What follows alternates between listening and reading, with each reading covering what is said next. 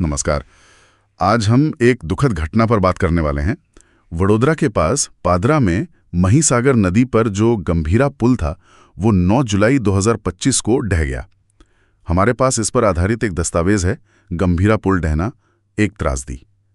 आज हम इसी के जरिए समझने की कोशिश करेंगे कि आखिर हुआ क्या था, इसके फौरन बाद क्या असर हुए और इसके मायने क्या है। हाँ, और ये पुल कोई नया नहीं था, करीब 40 साल पुराना 1985 में बना था।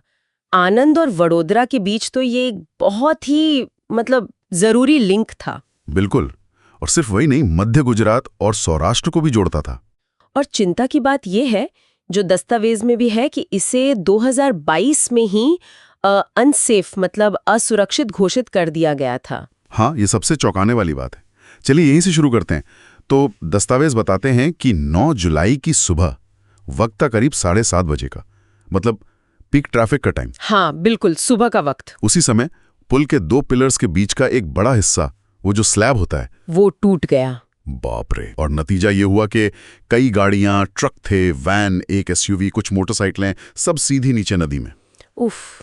कुछ वीडियो भी सामने आए जिसमें एक टैंकर तो बिल्कुल टूटे हुए किनारे पर खतरनाक ढंग से लटका हुआ दिख रहा था। बहुत ही भयानक मंजर था। हाँ, और जो कैजुअल्टीज हुई हैं, हताहतों की संख्या, उसमें शुरुआती रिपोर्ट्स में थोड़ा फर्क था, लेकिन अब जो अनुमान है वो 9 से 13 लोगों की मौत का है और कई लोग घायल भी हुए। ये तो बहुत ही दुखद है। हाँ, ये मानवीय त्रासदी है, बहुत गंभीर। बिल्कुल। इसके फौरन बाद फिर रेस्क्यू ऑपरेशन शुरू हुआ, बड़े पैमाने पर। फायर ब्रिगेड थी, म्युनिसिपैलिटी की टीमें, एनडीआरएफ, एसडीआरएफ के जवान। हाँ, वो सभी स्टैंडर्ड एजेंसियां, गोताखोर, नावें, क्रेनें, सब कुछ। और एक अच्छी बात ये सामने आई कि जो लोकल गांव वाले थे, उन्होंने भी फौरन मदद शुरू कर दी थी। उनकी भूमिका बहुत अहम रहती है ऐसे वक्त में। अधिकारियों ने फिर ट्रैफिक का क्या किया? उसे तो डाइवर्ट करना पड़ा होगा फौरन। हाँ बिल्कुल, ट्रैफिक फौरन डाइवर्ट किया गया। जो छोटी गाड़ियां थीं उन्हें सिंदरोट वाले रास्ते पर भेजा गया, लेकिन वो करीब 16 किलोमीटर का लंबा चक्कर है। अच्छा। और भारी गाड़ियों का? भारी गाड़ियों के लिए तो और भी लंबा रूट। उन्हें वानसडा होके जाना पड़ रहा है, जो करीब 50 किलोमीटर का चक्कर है। 50 किलोमीटर? अरे बाप रे। हाँ, तो आप सोचिए कि रोज के आने जाने वालों पर और व्यापार पर कितना बड़ा असर पड़ा होगा। जाहिर है, ये सिर्फ एक पुल टूटना नहीं है, ये तो पूरी कनेक्टिविटी पर असर है। बिल्कुल। खैर, राहत की बात यह है कि प्रधानमंत्री और मुख्यमंत्री दोनों ने मुआवजे का ऐलान किया है। जिनकी मृत्यु हुई उनके परिवारों को 2 लाख रुपए और घायलों को 50,000 रुपए की मदद मिलेगी। और राज्य सरकार भी कुछ अतिरिक्त सहायता देगी। और सबसे जरूरी बात, जांच। हाँ, गुजरात सरकार और आरएनबी डिपार्टमेंट, मतलब सड़क और भवन विभाग, ने एक हाई लेवल इंजीनियरिंग जांच बिठाई है। इसमें प्राइवेट एक्सपर्ट्स भी शामिल होंगे। ये जांच तो बहुत जरूरी है, लेकिन ये हमें कुछ याद दिलाता है ना, गुजरात में ही 2022 में मोरबी में जो पुल हादसा हुआ था। हाँ, वो भयानक हादसा। ये घटना फिर से वही सवाल खड़े करती है। दस्तावेज भी इसी तरफ इशारा करते हैं कि जो सेफ्टी के नियम है और असल में जो उनका पालन होता है, उसके बीच एक गैप है। सबसे बड़ी बात तो ये कि 2022 में जब इसे असुरक्षित बता दिया था, तो ट्रैफिक क्यों चलता रहा?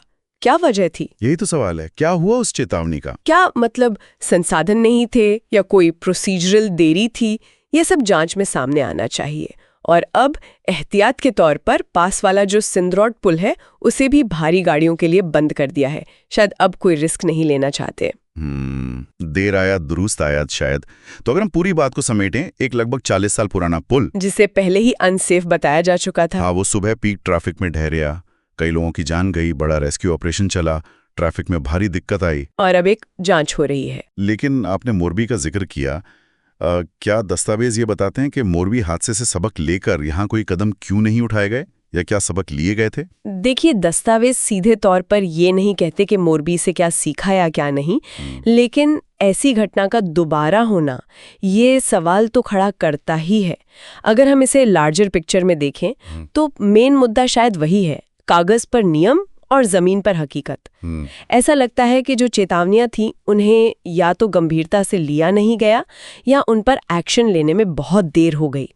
ये सिर्फ रखरखाव या ऑडिट की बात नहीं है, ये पब्लिक सेफ्टी और एडमिनिस्ट्रेटिव अकाउंटेबिलिटी मतलब जवाबदेही का भी सवाल है। सही का। रेगुलर मजबूत ऑडिट और फिर उन रिपोर्ट्स पर तेजी से एक्शन, इसकी शायद सख्त जरूरत है। वाकई ये हादसा सिर्फ ये नहीं दिखाता कि हमारे पुराने इंफ्रास्ट्रक्चर में क्या खतरे छिपे हो सकते हैं अगर उन पर ध्यान ना दिया जाए, बल्कि इसने एक बहुत अहम रास्ते को, एक कॉरिडोर को भी बंद कर दिया है जिसका असर न जाने कितने लोगों पर पड़ रहा होगा। हाँ बिल्कुल, उम्मीद तो यही करनी चाहिए कि इस बार की जांच सिर्फ एक फॉर्मेलिटी ना हो।